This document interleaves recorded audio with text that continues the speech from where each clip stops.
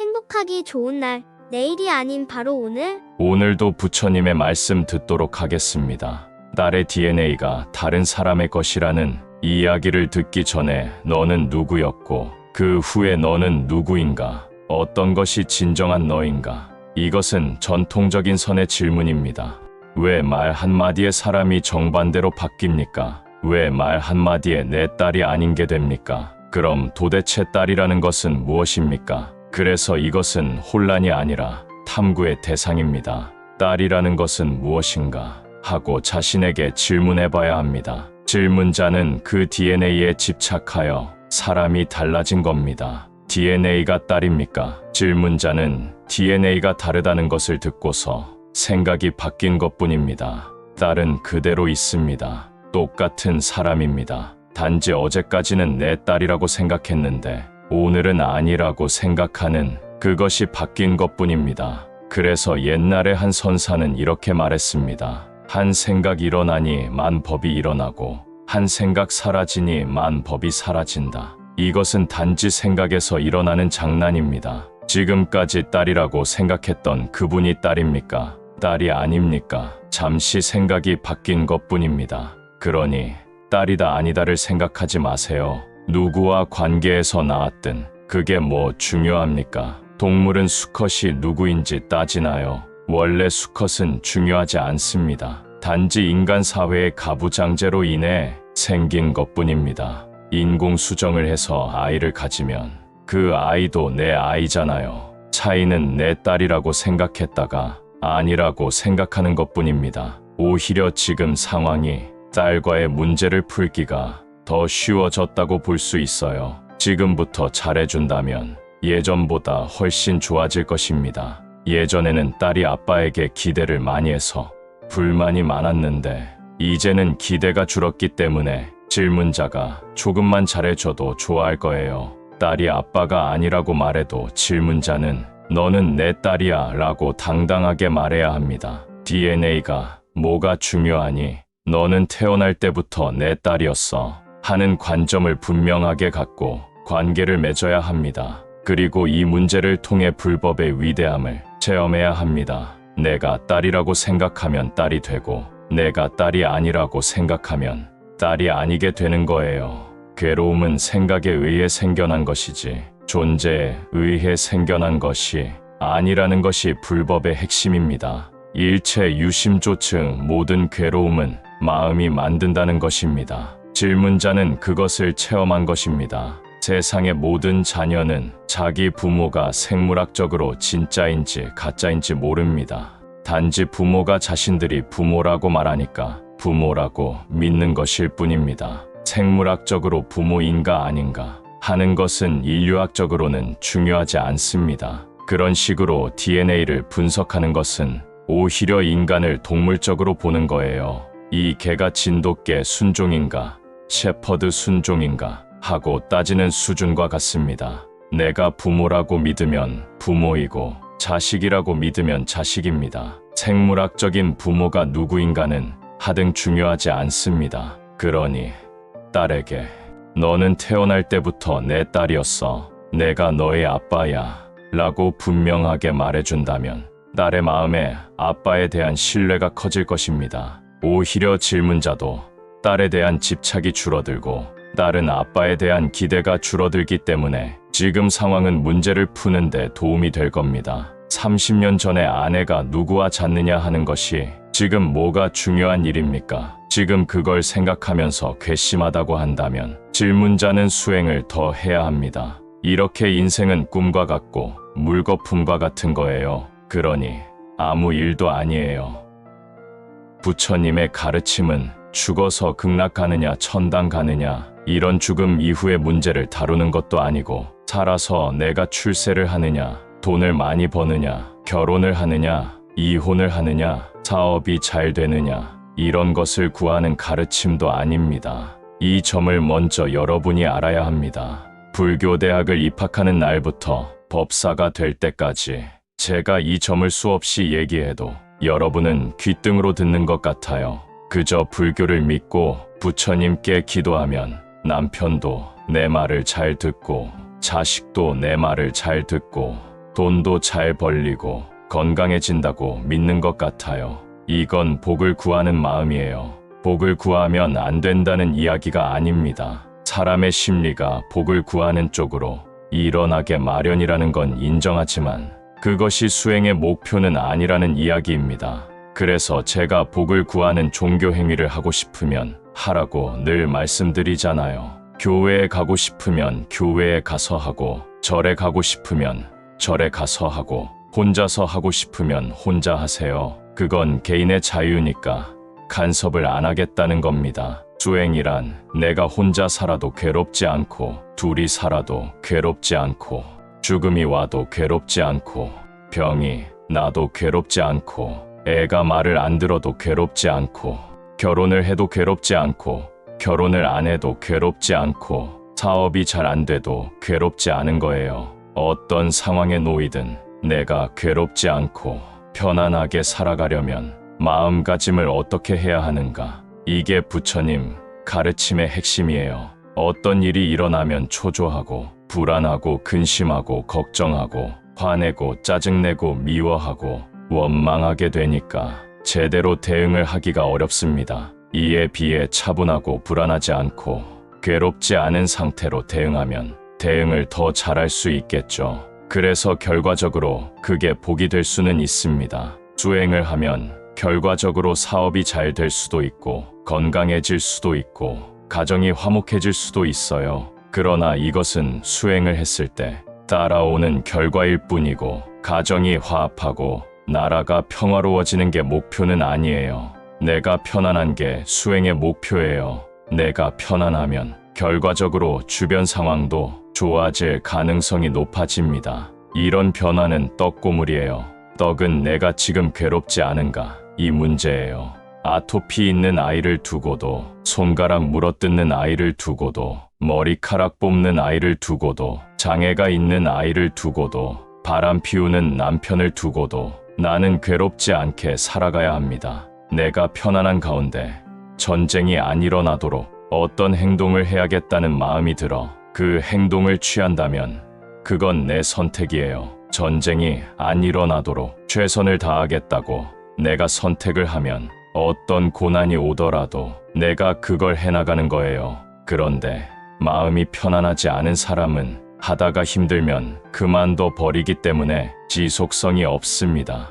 열심히 하다가 지치면 나가 떨어져 버립니다. 그런데 수행자는 선택을 하면 그걸 꾸준히 해나갑니다. 내가 선택을 했기 때문이에요. 결혼을 하고 안 하고는 부처님이 관여하시지 않습니다. 수행은 결혼 생활을 하겠다고 선택했다면 결혼 생활을 편안하게 하는 것입니다.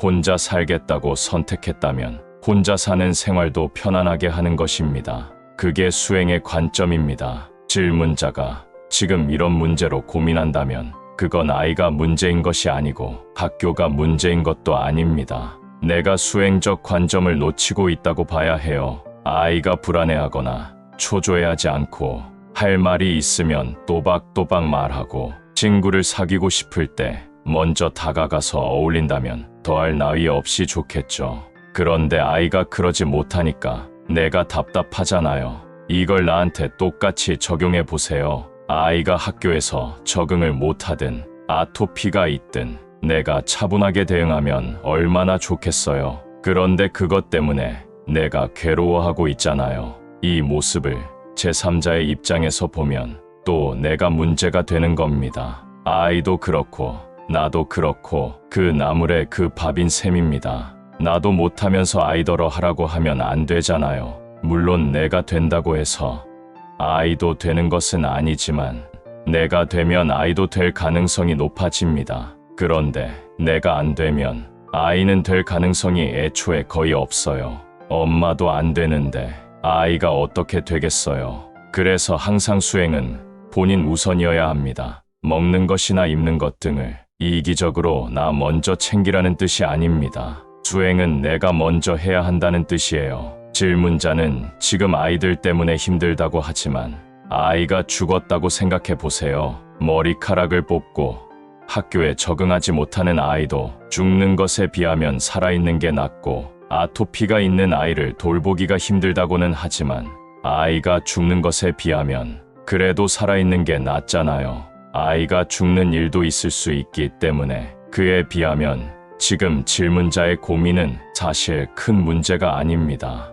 어떤 일이 벌어져도 내가 편안해야 해요. 이게 수행의 가장 중요한 목표입니다. 내가 우선 편안해져야 아이에게 어떤 상황에 처하더라도 편안한 가운데 내가 할 말을 해라, 이렇게 말할 수가 있어요. 그래서 어려운 환경에서 자란 나도 불법을 만나서 이렇게 행복해졌으니까 아이들도 행복하게 살 수 있어 하고 희망을 갖게 되면 아이 문제를 가지고 그렇게 불안해하지 않게 됩니다. 첫째, 자기 정진을 해야 해요. 물론 질문자가 애초에 가정폭력을 휘두르지 않고 학대도 안 하는 부모 밑에서 자랐다면 좋았겠죠. 그건 폭우나 혹한이 안 오면 좋겠다고 바라는 것과 마찬가지예요. 그러나 세상에는 폭우도 내리고 혹한도 오게 마련입니다. 그래도 우리는 날씨의 좋은 면을 보고 또 적응해서 살아가잖아요. 그것처럼 비록 어려운 가정에서 태어나서 자랐지만 조금만 관점을 바꾸면 오히려 감사할 수 있어요. 이런 가정에서 태어나서 자랄 바에야 죽는 게 낫겠다 하면 죽으면 됩니다. 그것도 하나의 선택이에요. 그런데 그래도 태어난 건 좋은 일이다. 내가 원하는 만큼의 환경은 못 됐지만 그래도 태어났으니까 이런 인생을 살고 있지 않은가. 이렇게 긍정적으로 보면 인생이 달라집니다. 그래도 나를 낳고 나를 키워줬잖아요. 고함을 질러대고 때렸다고는 해도 밥도 먹여주고 학교도 보내줬어요. 비중을 따져보면 그래도 고마운 게 많습니다. 물론 애초에 그런 부정적인 경험을 안 했다면 좋았겠지만 어떻게 인생이 다 내 뜻대로 되겠어요. 그런 측면에서 부모에게 고마워하라고 하는 거예요. 100 중에서 90이 이득이고 10이 손해인데 그 10의 손해 때문에 자꾸 90까지 버리려고 하니까 안타까워서 하는 이야기입니다. 부부 관계도 그래요. 내가 원하는 대로 안 되는 10 때문에 확 성질이 나서 이혼을 합니다. 그래서 나중에 돌아보면 그 10 때문에 좋았던 90까지 버린 것이 후회가 됩니다. 이혼하라거나 결혼하라는 이야기가 아니에요. 너무 감정적으로 대응하지 말고 조금 객관적으로 살펴보라는 뜻입니다. 그런데 여러분은 자꾸 스님은 결혼하지 말라고 한다, 스님은 이혼하지 말라고 한다, 이렇게 받아들여요. 여러분이 결혼을 하든 이혼을 하든 제가 왜 여러분의 인생에 간섭을 하겠어요? 저는 여러분의 인생에 대해서는 일절 간섭할 생각이 없습니다. 그렇지만 손해 날 것 같은 상황에서 굳이 이혼을 하겠다고 하니까 그런 사람에게는 손해 나는 게 뭔지 점검했나요? 이렇게 물어보는 겁니다. 굳이 결혼을 하겠다고 하니까 결혼하면 중간에 이혼할 것 같은데 그거 감당할 수 있겠어요? 이렇게 점검해 보는 거예요. 여러분이 이혼을 하든 결혼을 하든 제가 거기에 관심이 있는 건 아닙니다. 법문은 누구에게 간섭하는 이야기가 아니에요. 질문을 하는 사람이 어떻게 하겠다고 하는데 거기에 약간 문제가 있는 걸 모르고 있으니까 그 부분을 좀 점검해 주는 것뿐입니다. 부모님에 대한 상처도 그렇습니다. 어릴 때 모든 부모가 다 그렇게 두들겨 패고 고함을 질러대는 가운데 자랐으면 아무 상처가 없습니다. 내 친구들도 다 그러면 세상이 이런 거구나 이렇게 생각하기 때문이에요. 그런데 안 그런 집이 있다 보니 비교가 되어서 문제로 여겨지는 거예요. 저 같은 사람들은 어릴 때 두드려 맞기도 하고 야단도 많이 맞고 살았지만 별 상처가 없어요. 동네 아이들이 다 그렇게 살았기 때문에 사는 게 본래 그런 줄 알았기 때문입니다. 중고등학교 다닐 때는 선배들이 하루가 멀다 하고 변소 뒤에 집합시켜서 내리곤 했거든요. 그래서 학교는 원래 그런 줄 알았습니다. 그게 문화였기 때문에 별 상처가 없었어요. 그런데 요즘 사람들이 저희 세대와 같은 경험을 한다면 상처가 크겠죠. 옳고 그름 강인함과 유약함의 문제를 떠나 문화가 달라졌기 때문이에요. 질문자의 부모님은 고함 지르고 술 먹고 주정하는 부정적인 면이 있었지만 크게 보면 나를 낳고 키워주신 분들이에요. 사는 게 힘들어서 악을 좀 썼을 뿐이지 나를 괴롭히려고 그런 건 아니에요. 내가 지금 아이에게 잔소리하는 것도 내 성질 때문에 그렇지. 내가 일부러 아이가 제대로 못 자라도록 하려고 그러는 건 아닌 것과 같아요. 이젠 나도 다 자랐고 막상 아이도 키워보니까 부모님의 심정이 이해가 좀 되잖아요. 부모님을 이해하라고 명령하는 것이 아닙니다. 이해하는 게 의무라는 뜻도 아니에요. 다만 내가 커서 돌아보니까 우리 부모도 자기 인생이 힘들어서 그렇게 악을 쓰고 살았구나. 이렇게 알게 된다는 뜻입니다. 어린 나에게 만족스러울 정도는 아니었지만 그래도 어른이 된 지금 돌아보면 이해는 된다는 거예요. 그러니 감사할 것은 감사해야 해요. 더 이상 미워하고 원망해봐야 나만 괴롭지. 아무런 해결책이 안 되잖아요. 대신에 어릴 적 경험을 거울로 삼아서 지금의 나를 개선할 수는 있어요. 술 먹고 주정하던 아버지의 학대 행위가 나한테 큰 상처가 됐다. 나도 그렇게 악을 쓰면 우리 아이에게 상처가 되겠구나. 그러니 나는 이런 걸 안 해야겠다. 미워하고 원망해봐야 소용없어요. 그러나 나는 부모님처럼 똑같이 안 해도 되잖아요. 그러니 자녀들에게는 그렇게 하지 말자는 겁니다. 부모님은 어리석어서 그렇게 밖에 살아갈 수 없었으니까 이해하고 감사하되 나는 불법을 만나 배웠으니 달라져야죠. 내 경험을 돌이켜봤을 때 고함치고 잔소리하는 건 아이한테 상처가 된다는 것을 깨달았다면 그런 행동은 안 하는 게 좋겠다는 겁니다. 습관이 돼서 나도 모르게 그런 행동이 나오는 것은 어쩔 수 없지만 죄의식을 가질 필요는 없어요. 내가 생긴 게 그 정도밖에 안 되는 걸 어쩌겠어요. 그러나 그렇게 하는 게 바람직한 건 아니에요. 살다 보면 물고기도 잡아먹고 고기도 먹게 돼요. 그걸 갖고 죄의식을 가질 건 없지만 그래도 다른 생명의 입장에서 볼 때 그게 바람직한 건 아니에요. 그러니 가능하면 삼가는 게 좋겠죠. 당연한 것으로 받아들이지는 말라는 거예요. 그렇다고 죄의식까지 가질 필요도 없습니다. 다만 삼가야 합니다. 불법의 핵심은 삼가라는 거예요. 그런 걸 알면 가능하면 삼가라. 이런 얘기예요. 자기 수행을 우선하는 것이 근본입니다. 둘째, 지금 아이가 심리 불안 증세를 보이고 있잖아요. 그러니 심리 상담만 받지 말고 병원에 가서 진단을 받고 필요하면 치료도 받아보면 좋겠습니다.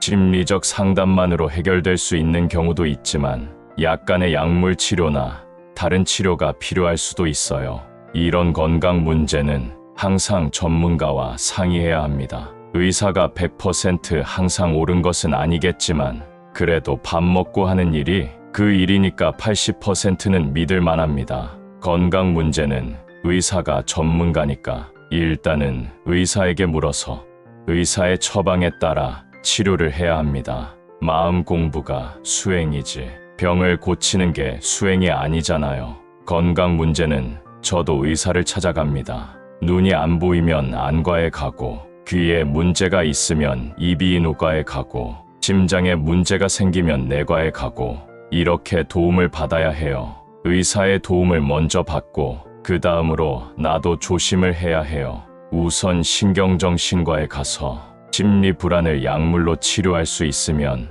약물로 치료하고 그런 다음 심리 억압이 된 부분은 심리 상담을 통해 풀어나가면 됩니다.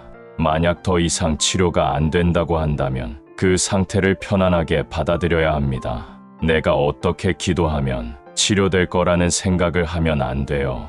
다만 내가 부모로부터 받았던 상처를 스스로 수행을 통해서 치유해가면 아이에게 더 이상 가해자가 되지는 않습니다. 옛날에 가했던 건 이미 지나간 일이니 어쩔 수 없지만 지금부터 추가적인 가해를 하지는 않을 수 있어요. 아이가 이 부분에 대해서 문제 제기를 할 때도 내가 흔쾌히 받아들일 수 있습니다. 엄마가 어리석어서 그때는 그랬다. 앞으로는 안 그럴 거야.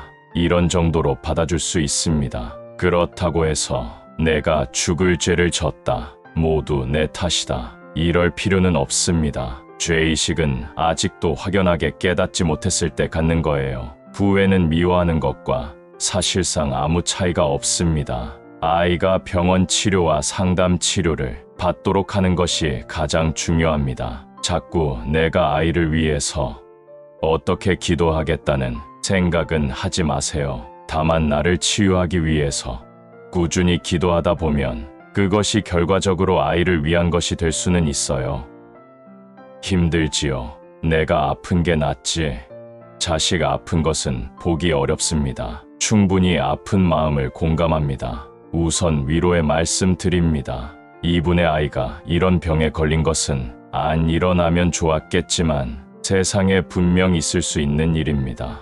이런 사람은 태어날 때 이런 고통받고 괴로워하다 죽어라 하는 운명이 정해져서 태어났을까요? 하느님을 믿지 않는다고 하느님이 그렇게 만드셨을까요? 왜 나만 이런 일이 일어나는지 생각하지 말고 확률적으로 일어날 수밖에 없는 일이라고 생각하세요. 이런 일이 일어나지 않았다면 좋았겠지만 이런 일이 일어나더라도 나는 행복하게 살 권리가 있습니다. 내가 원하는 대로 이루어지지 않고 예기치 않은 일이 닥친다 하더라도 행복하게 인생을 살 권리가 있습니다. 자녀가 이런 병에 걸렸다고 내가 이렇게 정신없이 살 일이 아닙니다. 내가 그런다고 아들, 남편, 나 딸에게 무슨 도움이 될까요? 지난 1년을 돌아보세요. 일어나지 않았으면 좋겠다는 생각에 빠져서 전생사주 이런 것에 울고불고 방황해서 무슨 좋은 일이 생겼습니까? 오히려 나쁜 일만 더 생겼잖아요. 아이가 병든 것만 나쁜 것이 아니라 내 정신이 병들어 힘든 게 얼마나 됩니까? 더 악화시키지 않으려면 지금이라도 정신 차리고 살아야 합니다. 내가 나한테 손에 끼치는 삶은 바보 같은 짓입니다. 내가 내 발등을 찍는 어리석은 짓입니다. 질문자는 어리석다고 할 수 있습니다. 인간적으로 이해할 수는 있지만 그것을 합리화할 수는 없습니다. 수행이란 이런 것을 터득해 가는 것입니다. 날씨에서도 지혜를 얻고 사고를 당하면서도 지혜를 얻는 것입니다. 질문자는 지혜를 얻어야 합니다. 아이가 이런 병이 난 것은 내 잘못에 의한 것이 아니라 자연적으로 생긴 것입니다. 내 유전자 때문이라 해도 그건 내가 손쓸 수 없는 자연현상인 것입니다. 첫째로 이런 것을 담담하게 받아들여야 합니다. 자살 사고로 자식을 잃은 사람도 많은데 그런 사람이 질문자의 이야기를 들으면 나보다 낫다고 생각할 것입니다. 갑작스런 사고로 누굴 잃으면 내가 못해준 것에 대한 아픔이 너무 큽니다. 병원에라도 누워있으면 내가 할 수 있는 것은 해줄 수 있습니다. 둘째, 희귀병에 걸린 내 아들을 못 고친다는 면에서는 슬프지만 인류사에 있어서 내 아들의 병으로 인해서 연구를 하고 치료법이 개발된다면 이후에 이 병에 걸리는 사람은 고칠 수도 있습니다. 또 이 병의 경과 과정을 지켜보며 인간에게 이렇게 예측 못하는 병이 있고 특이한 병도 있구나 하며 인간에 대해 폭넓게 이해하는 기회가 될 수도 있습니다. 아이가 짧게 살다 가더라도 행복하게 살다 가는 게 중요한 것입니다. 주어진 조건 속에서 행복하게 사는 것이 나에게도 자식에게도 가장 중요합니다. 그래서 기도할 때 부처님 감사합니다. 이런 병 있는 아이를 내게 보내주시어 돌볼 수 있게 해주시어 감사합니다. 치료받게 해줘서 감사합니다. 이런 감사 기도를 해야 합니다. 그러면 내 얼굴에 미소가 띄어질 것입니다. 불교에서는 첫째, 살인과 자살을 동일하게 봅니다. 남을 죽이든 자기를 죽이든 죽였다는 점에서 동일한 거예요. 그런데 남을 죽인 사람은 처벌을 하지만 자기를 죽인 사람은 처벌할 대상이 없어졌기 때문에 처벌할 수가 없습니다. 세상에서는 남을 죽인 사람은 처벌을 하니까 나쁜 줄 알지만 자기를 죽인 사람은 처벌을 안 하니 나쁘지 않은 줄 압니다. 사실은 똑같습니다. 자기 목숨을 끊은 사람이나 남의 목숨을 끊은 사람이나 동일합니다. 두 번째, 살인과 자살은 동의 여부의 차이가 있습니다. 남의 목숨을 끊을 때는 상대가 동의하지 않았지만 내 목숨을 끊을 때는 내가 동의해서 한 거잖아요. 내가 동의했기 때문에 그걸 우리가 어떻게 할 수가 없어요. 사람은 자신의 육신에 대한 자기 결정권이 있습니다. 질문자는 워싱턴 DC에 가까이에 사니까 요즘 백악관 의사당 앞에서 벌어지는 시위를 알죠? 낙태권을 인정할 거냐, 안 할 거냐 라는 문제를 두고 대립하고 있잖아요. 원래 미국 사회는 낙태권을 인정하는 분위기로 흘러가고 있었습니다. 그런데 최근 대법원의 보수적인 판사가 더 많아졌고 그들이 낙태권을 없애겠다고 하자 여론이 찬반으로 나뉘어 팽팽하게 엇갈리고 있어요. 낙태권을 주장하는 쪽에서는 아이를 가진 여성을 중심으로 문제를 봅니다. 자기 몸은 자기가 결정할 수 있다는 입장이에요. 반면 낙태권 폐지를 주장하는 쪽에서는 아이를 중심으로 봐요. 태아를 죽이는 것은 다른 사람을 죽이는 것과 같으니 자기 아이라도 자기가 죽일 권리는 없다는 거예요. 이렇게 서로 다른 주장이 상충하고 있습니다. 조선시대에는 엄마가 자기 아이를 때리고 죽이는 것은 죄가 아니었어요. 지금은 다 죄잖아요. 이제 부모라도 자기 아이를 때릴 권리는 없습니다. 태아와 산모의 권리 사이에서 산모의 자기 결정권을 우선시하는 나라는 낙태를 허용하고 태아의 생명권을 우선시하는 나라는 낙태권이 금지되어 있습니다. 이 사이에서 중간으로 나온 제도가 낙태가 허용되는 기간을 두는 겁니다. 나라마다 16주, 20주, 24주 등 이런 기준은 조금씩 달라요. 이 기간 안에는 여성의 권리, 자기 결정권을 더 중심에 놓고 이 기간이 지나면 태아의 생명권을 더 중심에 놓는 겁니다. 이런 기준은 어떻게 정해졌을까요? 24주가 지난 태아는 인큐베이터에 넣고 키우면 살아날 수 있으므로 생명으로 봐야 한다는 주장이 있기 때문입니다. 누구나 생명에 대한 자기 결정권이 있습니다. 스위스에서는 이 결정권을 존중해서 안락사를 허용하고 있어요. 예를 들어 나이가 들어 불치병에 걸린 사람이 남은 생을 고통스럽게 사느니 존엄하게 삶을 마치고 싶다고 하면 안락사가 허용됩니다. 호주에서는 허용을 안 하고 있습니다. 그래서 호주에 100살 넘은 분이 스위스에 가서 안락사를 했습니다. 생명의 자기 결정권을 어느 정도 허용할 거냐는 아직 사회적으로 논쟁 중이에요. 질문자의 자녀처럼 눈이 안 보이게 됐다는 현실에 실망해서 생명을 끊는 건 자살할 만한 권리에 안 들어갑니다. 눈을 보지 못하는 사람도 얼마든지 살아갈 수 있지 않습니까? 화가 나서 남을 죽이거나 화가 나서 자기를 죽이거나 실망해서 남을 죽이거나 실망해서 자기를 죽이거나 하는 것은 자기 결정권의 범위를 벗어나는 거예요. 그러니 자살은 죄라고 볼 수 있지만 어쨌든 누구나 자기 결정권을 가지고 있습니다.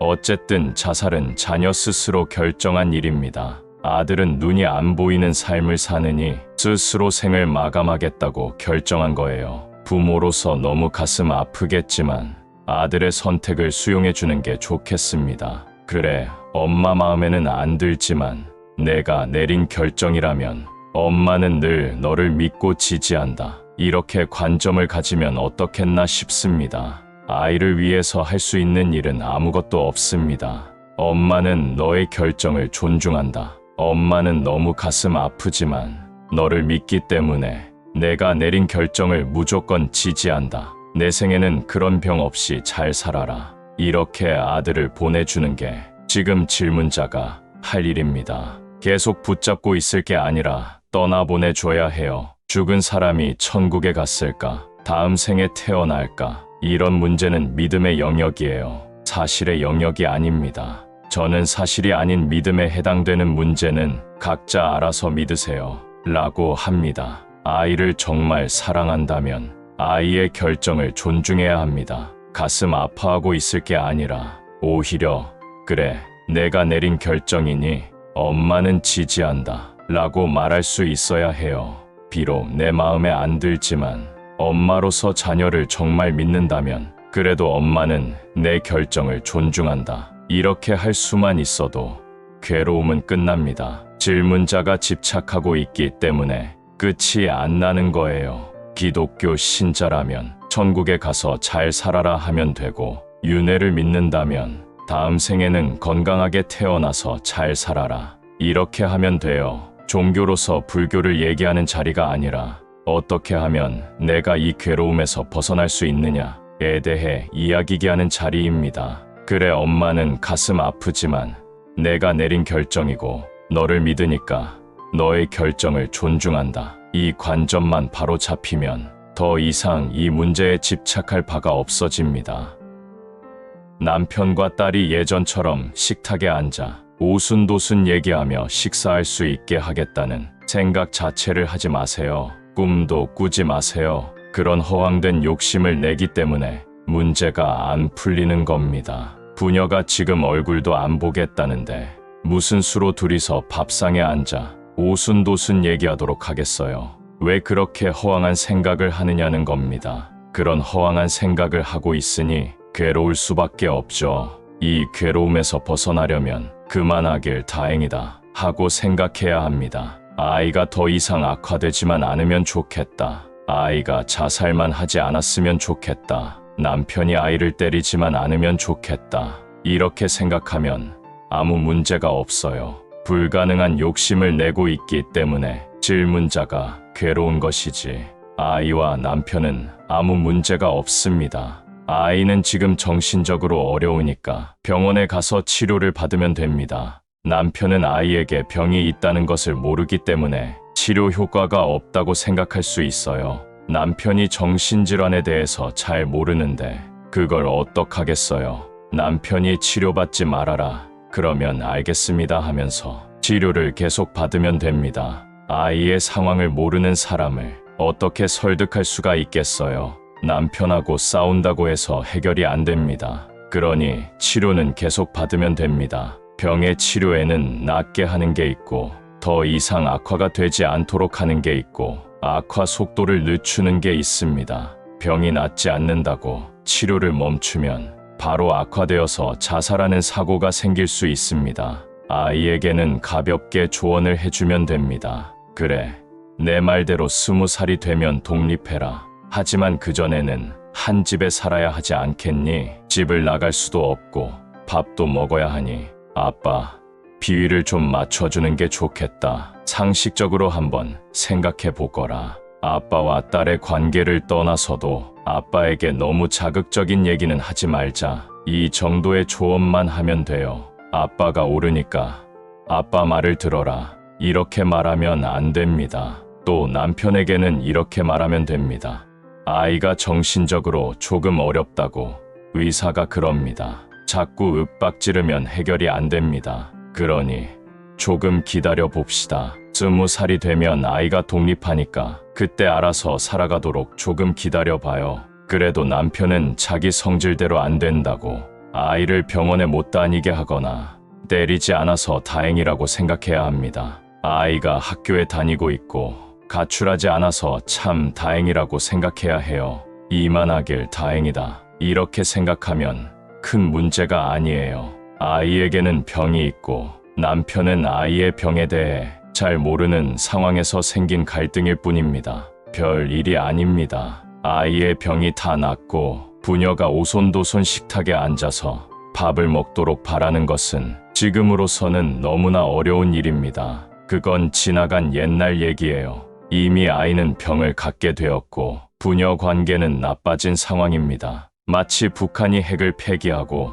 남북이 서로 오손도손 살았으면 좋겠다고 바라는 것과 똑같습니다. 지금 한국은 미국과 군사동맹을 긴밀하게 맺고 있고 북한은 핵을 만들어서 난리인데 어떻게 둘이 사이좋게 오손도손 지내겠어요. 전쟁이 안 나는 것만 해도 다행이다 하고 생각하고 어떻게든 전쟁이 안 나도록 해야겠다는 목표를 잡아야 문제를 조금이라도 해결할 수 있습니다. 그것처럼 남편이 강제로 병원 치료를 못하도록 막거나 경제적 지원을 끊지 않고 있는 것만 해도 다행이라고 생각해야 합니다. 남편한테는 애를 때리지 않는 것만 해도 다행이다. 이렇게 생각하고 애한테는 그래도 병원에 다니는 것만 해도 다행이다. 그래도 학교에 가는 것만 해도 다행이다. 당장 자살하겠다며 난리 피우지 않는 것만 해도 다행이다. 이렇게 생각하는 게 좋아요. 실제로 그런 일이 생겨봐요. 이만 해도 괜찮다는 말이 저절로 나오죠. 질문자가 욕심을 버리면 별 문제가 아니에요. 부녀가 오손도손 식탁에 앉아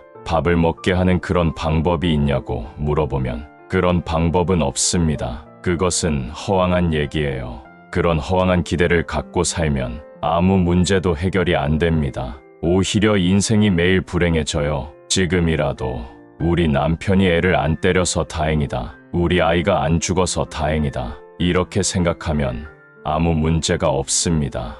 이런 남편, 이런 아이를 둔 나도 행복하게 살 권리가 있습니다. 아이가 중요한 게 아니고 남편이 중요한 게 아니고 질문자가 행복한 것이 가장 중요합니다. 관점을 그렇게 바꿔보시면 어떨까 싶어요. 하여튼 여러분은 남만 고치려고 해요. 절대 자기를 고칠 생각을 하지 않습니다. 입만 열면 아이 고치고 남편 고치는 얘기만 해요. 전부 남들이 문제라고 생각하기 때문에 이 세상이 이렇게 시끄러운 거예요. 누구나 친구를 사귀고 싶어 하지만 친구를 사귀는 것은 쉽지 않은 일입니다. 친구를 사귀는 것은 물론 유지하는 것도 어렵기 때문입니다. 하지만 친구를 끊는 것도 어렵습니다. 그래서 오늘은 오랜 친구라도 반드시 인연을 끊어야 하는 사람 4가지 유형에 대해 알아보려고 합니다. 첫 번째, 무조건 자기 말만 옳다고 하는 친구. 대화를 하다 보면 상대방과 감정적 교류가 생기고 소통을 하며 친밀감이 생기기 마련입니다. 사회생활을 하며 만난 사람과도 이야기를 나눠보면 나와 가치관이나 생각이 비슷하고 취향도 잘 맞아서 가깝게 지내게 될 수 있습니다. 반면 오랜 친구 중에 안 좋은 일이 있을 때마다 내가 안 될 거라고 했지, 그와 같은 말을 하며 자기 말이 항상 맞다는 식으로 말하는 사람이 있습니다. 이런 사람의 특징은 대화를 승부라고 생각한다는 것입니다. 사소한 것에 대해 이야기를 해도 모든 것은 자기 말이 맞다고 우깁니다. 또한 상대방과 대화를 할 때 가르치려 들고 연설하듯 하며 자기 말만 하려고 합니다. 그렇기 때문에 누군가의 말을 귀담아 듣기보다는 다른 사람에게 훈수 두기를 좋아하고 묻지 않아도 계속해서 조언을 하려고 합니다. 조언의 내용을 들어보면 나를 위한 진심 어린 충고라고 보기는 힘든 경우가 많습니다. 그러다 누군가 자기 의견에 조금이라도 반박하는 말을 들으면 예민하게 반응하고 분노를 일으킵니다. 이렇게 과민 반응을 하는 이유는 심리적 관점에서 볼 때 내면이 열등감으로 가득 차 있기 때문에 그럴 확률이 높습니다. 항상 남들보다 잘나야 한다는 조바심을 내고 대화를 소통의 도구가 아닌 승부라고 생각하기 때문에 항상 승부욕에 사로잡혀 있습니다. 이런 사람들과 어울리다 보면 항상 그 사람의 생각을 강요받는 느낌이 들고 대화하는 것도 부담이 됩니다. 헤어지고 집으로 돌아오는 길에는 마음이 찝찝하고 다시 만나고 싶다는 생각도 들지 않습니다. 살다 보면 웃고 떠들면서 마음이 가볍고 상쾌해지는 날도 있고 어떤 날은 우울해서 위로받고 싶은 날도 있을 것입니다. 그러나 대화로 승부를 보려는 사람들은 위로받고 싶은 날에도 굳이 충고를 하려고 합니다. 다 널 위해서 하는 말이라는 말은 속으로는 본인의 지식을 과시하고 싶은 마음이 내재되어 있습니다. 이런 식의 대화로 늘 상처 주는 친구가 있다면 멀리 하시기 바랍니다. 두 번째, 사람의 등급을 나누려는 친구. 오래 만난 친구라도 나이 들수록 삶의 환경에 있어서 천차만별이 됩니다. 경제적 여유나 사회적 위치 등에서 차이가 생깁니다. 하지만 동창 모임에 나가면 이런 차이는 신경 쓰지 않게 됩니다.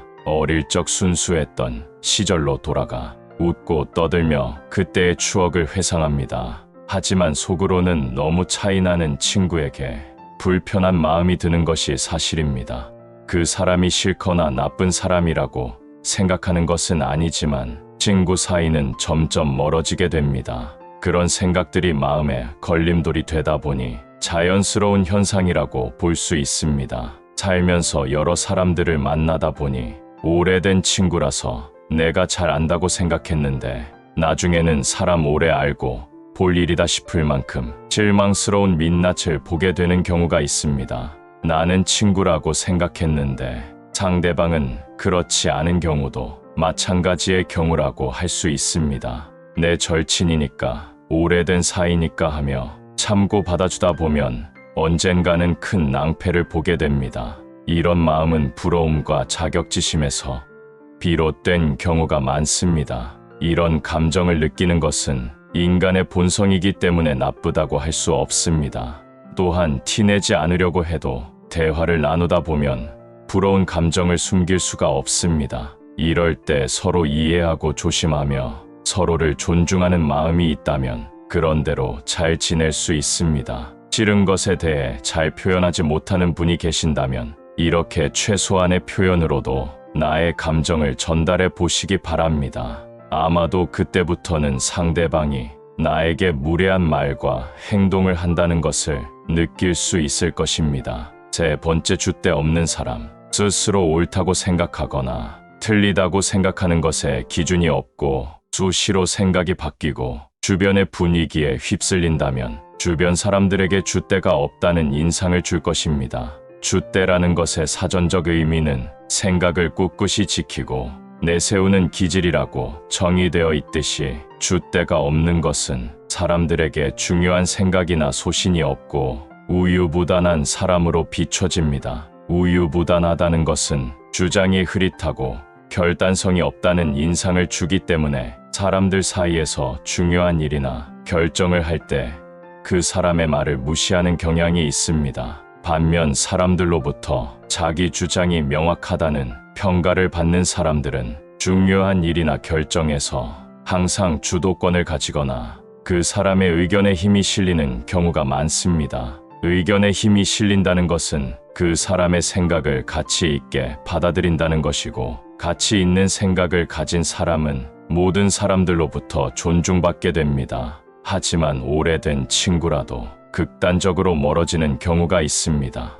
바로 경제적 여유나 사회적 위치 차이를 티내려고 할 때 벌어지는 일입니다. 자연스럽게 분위기가 무르익을 때쯤 즐거운 대화가 한참 오고 가던 중에 친구가 나 이런 데서 볼 수 있는 사람이 아니다라는 태도를 취하는 겁니다. 나니까 친구가 이런 말을 해도 참아주는 거지.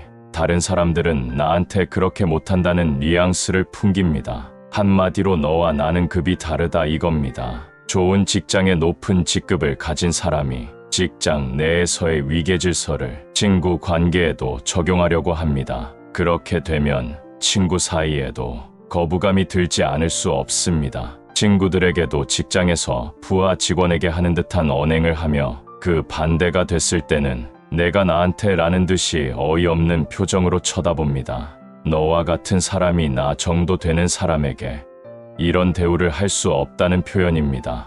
얼마 전 뉴스에 술에 취해 경찰을 폭행한 예비 검사 사건만 봐도 그런 사람들의 인성을 알 수 있습니다. 그 예비 검사의 태도를 보면 조사를 받는 과정에서도 내가 누군지 아냐 라는 식의 발언을 하며 갑질적인 태도를 보였다고 합니다. 이렇게 본인의 사회적 위치나 힘을 이용해 먹으려는 사람들은 친구들에게도 똑같이 하는 경우가 굉장히 많습니다. 이런 사람들은 자아도취에 빠져 있는 경우가 많고 친구도 자기 아래급 사람으로 취급합니다.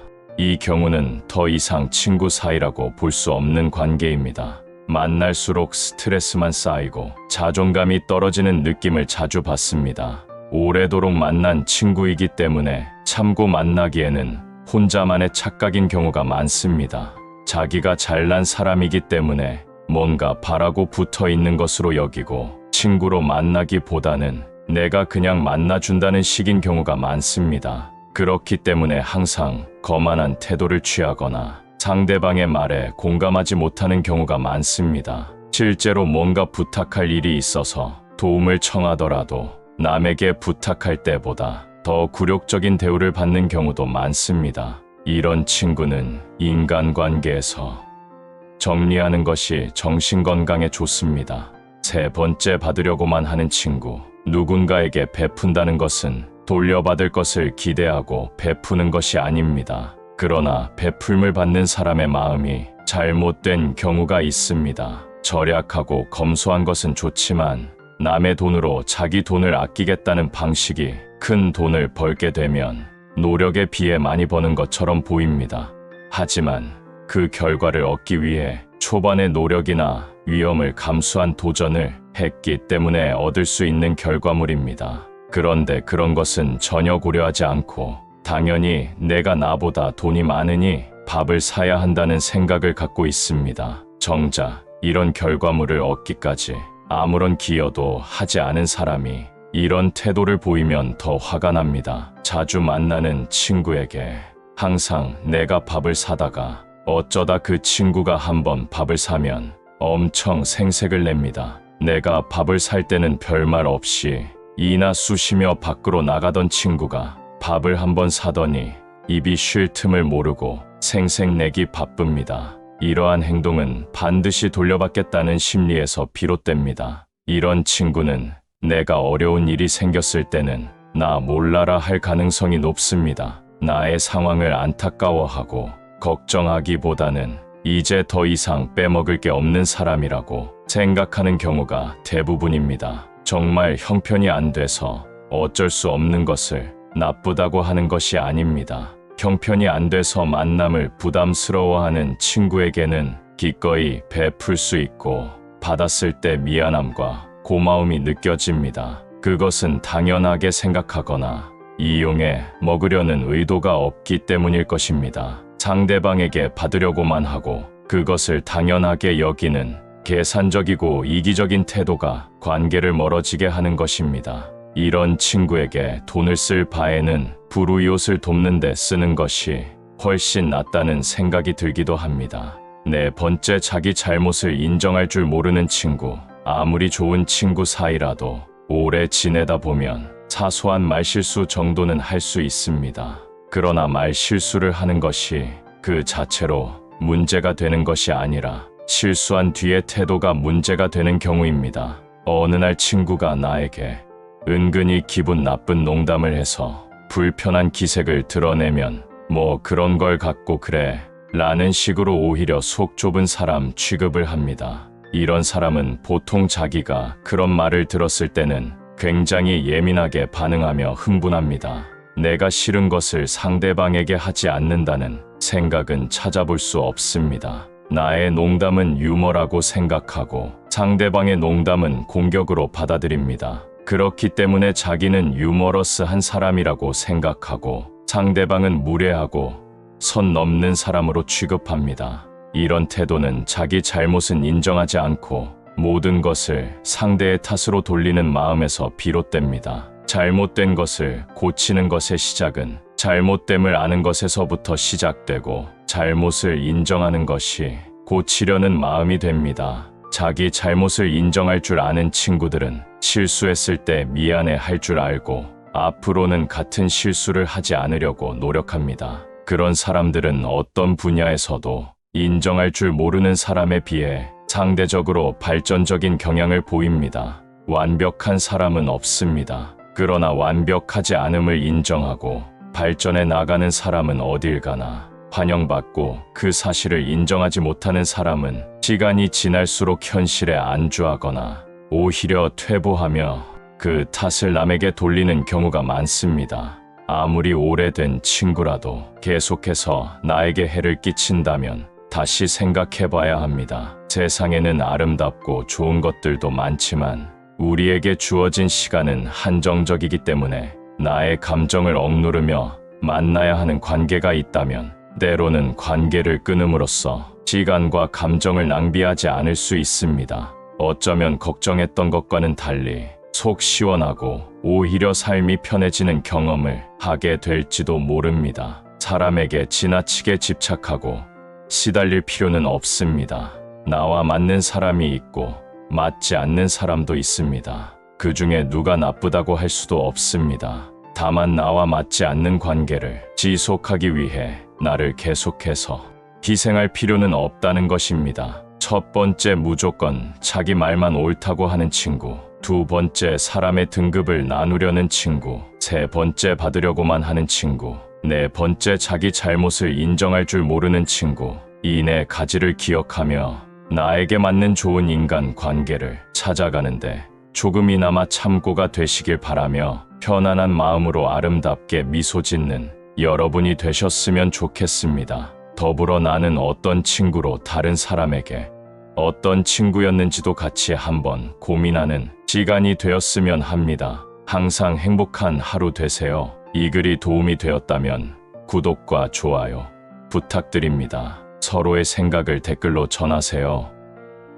우리는 사회생활을 시작하면서 새로운 사람들을 만나게 된다. 학교나 직장뿐만 아니라 각종 동호회 활동 및 친목 모임에서도 새로운 사람들을 만나며 관계를 형성하기 마련이다. 하지만 모든 만남이 즐겁고 유쾌하지는 않다. 오히려 서로 다른 성격과 가치관 차이로 인해 크고 작은 갈등 상황이 발생하기도 한다. 그렇다면 어떻게 해야 나와 상대방 모두 만족할 수 있는 행복한 인간관계를 맺을 수 있을까? 지금부터 곁에 두어야 되는 사람의 유형을 알아보려고 한다. 남 탓하지 않는 사람을 곁에 두어라. 지혜로운 사람은 모든 일의 결과를 자기에게서 구하고 자기의 책임으로 돌린다. 반대로 어리석은 사람은 책임을 습관적으로 다른 사람에게 떠넘긴다. 지위의 높고 낮음이 아니라 책임 인식의 유무가 어리석은 자와 지혜로운 사람을 구분짓는다.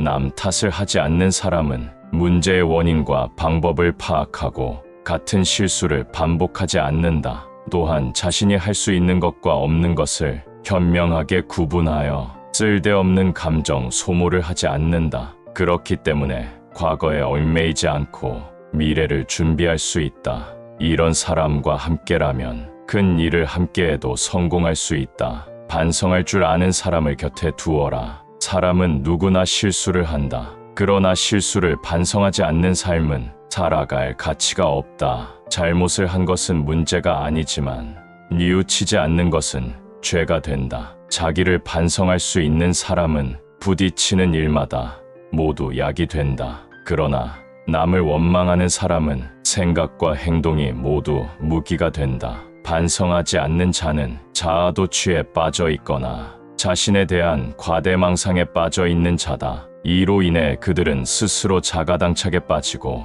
자기 방어에 혈안이 된다. 자신을 반성하는 사람은 어떤 상황에서도 자신의 분노로 인해 인격을 상실하지 않는다. 재물의 의지가 흔들리지 않으며 의심으로 이성이 마비되지도 않는다. 자신의 내면을 반성하는 연습이 잘 된 사람은 삶의 지혜가 깊어서 어떤 시련 앞에서도 옳고 그름의 풀이가 현명해진다. 자기 반성은 성장의 원천이자 원동력이다. 스스로의 상황과 행동을 객관화시켜 조망하고 자신의 행동에 대한 엄격한 기준에 따라 성숙하고 올바른 행동을 하게 한다. 그러니 반성하지 않는 사람은 멀리하라. 올바르게 배운 사람을 곁에 두어라. 환경이 노예가 되지 않고 환경을 지배하는 사람은 올바른 교육을 받은 사람이다. 타인의 의견이나 사회적 압박에 좌지우지 되지 않고 자신의 신념과 원칙에 따라 행동한다. 용감하게 행동하고 탁월하게 생각하는 사람도 배운 사람이다. 두려움과 공포에 굴하지 않고 도전에 맞서 위험을 감수한다. 새로운 경험과 새로운 일에 열려 있으며 더 나은 결과를 이루기 위해 끊임없이 노력한다. 자기 마음에 들지 않더라도 언제든지 올바르게 처신하려고 노력하는 사람을 곁에 두어라. 자신이 선택한 길에 자신의 의지로 걸어가려고 하는 사람이고 말과 행동이 일치하도록 노력하는 사람이다. 성공을 얻기 위해 자신의 양심을 팔지 않는 사람은 힘든 상황 속에서도 감정을 잘 통제하고 극복하는 방법을 찾는다. 편안함을 얻는 것보다 자신의 목표와 가치를 달성하기 위해 불편하고 힘든 길을 선택하면서도 묵묵히 나아간다. 내 말을 잘 들어주는 사람을 가까이 하라. 신은 인간에게 한 개의 혀와 두 개의 귀를 주었다. 그러므로 말하는 것보다 두 배로 들을 줄 아는 자가 현명한 사람이다. 현자의 입은 마음 속에 있고 어리석은 자의 마음은 입 안에 있다. 남의 말을 잘 듣지 않는 자는 가식적인 맞장구를 치며 듣는 채 하기에 바쁘다. 혹은 자신이 듣고 싶은 말만 선택적으로 듣는다. 이런 사람들과는 진정한 인간관계를 쌓아가거나 우정을 나눌 수 없다. 경청할 줄 아는 사람은 말을 듣는 것만큼이나 말하는 사람과 동일한 심정으로 대화에 임한다. 말 속에 숨어있는 의미를 이해하기 위해서 노력하기 때문에 상대방의 마음에서 일어나는 감정을 재빨리 알아차린다. 남의 말을 경청하는 사람은 어디서나 사랑받는 사람이다. 지혜가 부유한 사람을 가까이 해라. 지혜는 부자들을 아름답게 하고 가난을 부끄럽게 한다. 사람은 재물이 부족해서가 아니라 지혜가 부족해서 망한다. 지혜로운 자는 사명으로 살지만 어리석은 자는 욕심으로 산다. 그래서 이기적인 욕심을 내다가 죄를 짓고 불행해진다. 지혜로운 자는 인생의 끝을 생각하고 어리석은 자는 인생의 쾌락을 생각한다. 지혜는 선천적으로 타고나는 것이 아니라 경험을 통해서 쌓이는 덕목이다. 지혜가 부유한 사람은 마음이 열려 있고 배우려는 자세를 가졌다. 자신의 경험을 분석하고 스스로의 지식을 시험에 들게 하여 자신을 성찰한다. 그래서 삶의 위험함을 기억하고 지나치게 낙관하거나 과신하지도 않는다. 슬기로운 자와 가까이 하면 자연스레 현명해지고 어리석은 자와 가까이 하면 반드시 해를 입는다. 술을 건전하게 즐기는 사람과 어울려라. 술은 누구나 가볍게 즐길 수 있는 즐거움 중 하나다. 그러나 그 작은 술잔에 빠져 죽은 자가 물에 빠져 죽은 자보다 훨씬 많다. 술자리에서 과도한 언행을 하거나 술을 너무 많이 마시거나 술을 마시면서 자신의 통제력을 잃는 사람은 멀리하라. 식물도 필요한 양만큼의 물만 공급받으면 꽃을 피우고 열매를 맺는다. 그러나 신께서 폭우를 퍼붓는다면 식물은 고개도 들지 못하고 꽃을 피우지 못할 것이다. 술이 입에 들어가면 비밀이 밖으로 빠져나온다. 그러니 술을 적절하게 즐길 수 있는 사람과 어울려라. 이는 우리가 우리의 행동과 통제력을 유지하기 위함이다. 또한 술을 즐길 때 다른 사람들과의 인간관계 역시 유지하기 위함이다. 술 앞에서 겸손할 수 있는 사람은 재산의 손실을 당할 이유가 없고 다툼을 두려워하지 않아도 된다. 또 큰 병에 걸릴 것을 걱정하거나 악평에 고통받지 않아도 된다. 만족할 줄 아는 사람과 만나라. 부자란 재물이 많은 사람이 아니라 만족할 줄 아는 사람이다. 가장 적은 것으로도 만족하는 사람이 가장 부유한 사람이다. 모든 고뇌에서 벗어나고자 한다면 먼저 만족하라. 그러면 맨 땅 위에 누워서도 편안하고 즐겁다. 그러나 만족할 줄 모르면 어디에 있든지 흡족하지 않을 것이다. 만족할 줄 모르는 자는 부유하더라도 가난하고 만족할 줄 아는 사람은 가난하더라도 부유하다. 만족하는 사람은 이익을 위해 스스로를 얽매이지 않는다. 만족을 가장 크게 방해하는 것은 남과 비교하는 것이다. 비교는 내 마음속에 탐욕을 자라게 한다. 온전히 나의 삶에 전념할 때야말로 내가 가진 것의 소중함을 알게 되고 내가 가진 것에 대해 만족할 수 있다. 모르는 것을 모른다고 할 수 있는 사람을 가까이 해라. 자신이 현명하다고 떠드는 이들은 실제로는 참된 지식을 알지 못하는 자들이다. 그들은 자신이 무지하다는 것조차 알지 못한다. 자기가 무엇을 모르는지를 모르면 무지에서 벗어나고자 노력할 가능성조차 없다라는 것을 모른다.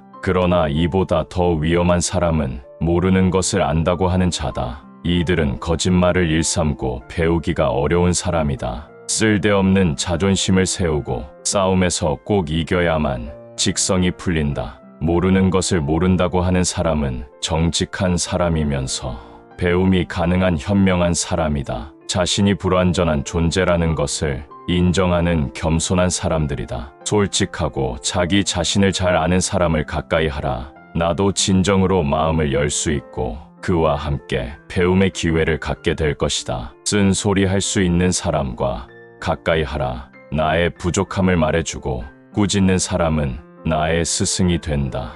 나에게 아첨하고 칭찬만 하는 자는 내 눈과 귀를 멀게 하고 판단력을 흐리게 한다. 좋은 말은 누구나 할 수 있지만 쓴소리는 누구나 할 수 없다. 듣기에 거슬리지만 도움이 되는 말을 해주는 사람은 천금보다 귀하다. 성공한 사람들은 쓴소리를 달게 듣는 사람들이다. 마음이 상하는 게 싫어서 쓴소리를 무시하면 그만큼 배우고 성장할 기회를 놓친다. 입에 쓴 약이 몸에 좋다는 것을 항상 기억하라. 듣기 거북해도 진실된 말 한마디가 사람을 성장시킨다. 사람은 나이 들수록 충고와 지적에 대한 내성이 약해진다. 쓴 소리를 들으면 불편하고 무의식적으로 듣기 좋게 포장된 말에만 끌린다. 내가 잘 되길 바라는 진실된 마음으로 해주는 조언을 잘 구별하여 실천하라. 훌륭한 친구란 젊은이는 실수하지 않도록 지켜주고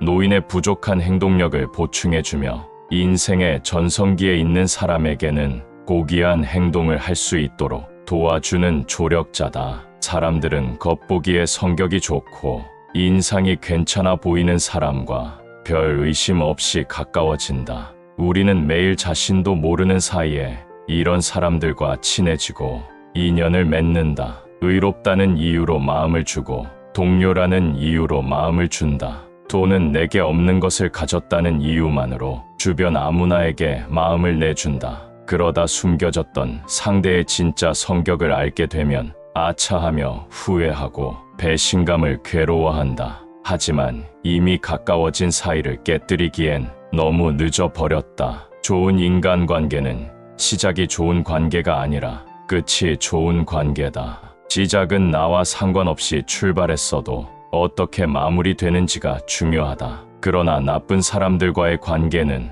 내가 한 노력이 물거품이 되어 상처만 남고 악연으로 끝나게 된다. 한 사람이 맺고 유지할 수 있는 인간관계는 한계가 있다. 좋은 사람을 만나고 싶다면 지금 맺고 있는 독이 되는 관계를 버리고 빈자리를 만들어라. 진정한 인연과 스쳐가는 인연을 구분하라. 진정한 인연이라면 최선을 다해서 좋은 관계를 맺고 스쳐가는 인연이라면 무심코 지나쳐라. 만나는 모든 사람들과 베프게 인연을 맺으면 그들에 의해 삶이 침해되는 고통이 온다. 인간관계 대부분의 문제는 마음이 없는 사람에게 마음을 쏟은 대가로 받는 벌이다. 인품이 훌륭하면서도 나와 잘 맞는 인연을 가려낼 수 있는 안목을 길러라. 삶이란 목적지를 모르는 넓은 바다에서 배를 타고 항해하는 것이다. 그래서 되도록이면 인품이 좋은 사람들을 배에 많이 태우고 나쁜 자들은 내리게 해야 한다. 그러면 그 사람들이 나도 모르는 사이에 내 인생을 성공적으로 행복한 목적지로 인도해 줄 것이다.